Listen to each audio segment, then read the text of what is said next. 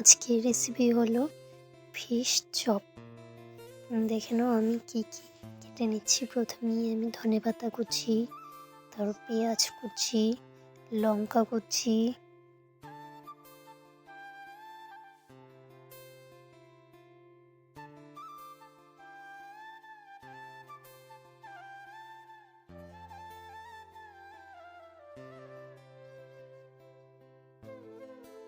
আমি একটা আলু নিয়ে একটা আলুকে ডুমো ডুমো করে কেটে নেব। কেটে এটাকে আমি প্রেশার কুকারের মধ্যে সেদ্ধ করতে দিয়ে দেবো। তারপর আমি কড়াইয়ে তেল দিয়ে আলুটা আমাদের সেদ্ধ হয়ে গেল, আলুটাকে আমি হাত দিয়ে ম্যাশ করে নিচ্ছি।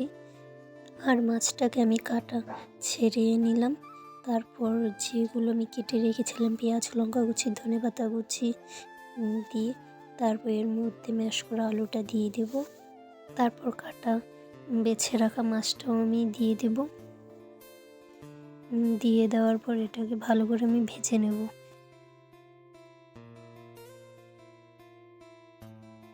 তারপর একটা বাটিতে একটা ডিম ফেটে আমি ডিমটার মধ্যে একটু লবণ দিয়ে ডিমটাকে আমি গুলিয়ে নেব।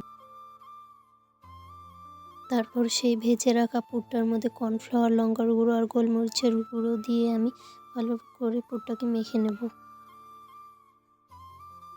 তারপর হাতে অল্প সাদা তেল দিয়ে আমি আমার পছন্দ মতন শেপ দিয়ে নেব।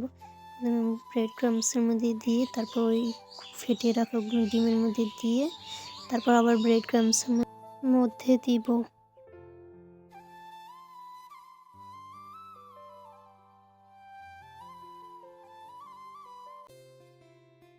সবগুলো আমার বানানো হয়ে গেছে। এখন গরম তেলের মধ্যে আমি সর্ষের তেল দিয়ে ভেজে নিচ্ছি। তোমরা পারলে সাদা তেল দিয়েও ভেজে নেবো। আমি সর্ষের তেলের মধ্যে দিয়ে দেবো সবগুলোকে একে একে। এখন এপিট ওপিট করে ভালো করে ভাজবো।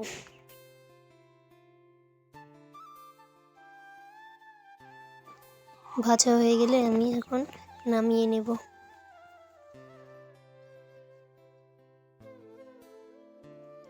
রেডি হয়ে গেল ফিশ চপ। ভিডিওটি ভালো লাগলে লাইক, কমেন্ট, শেয়ার আর সাবস্ক্রাইব করবে।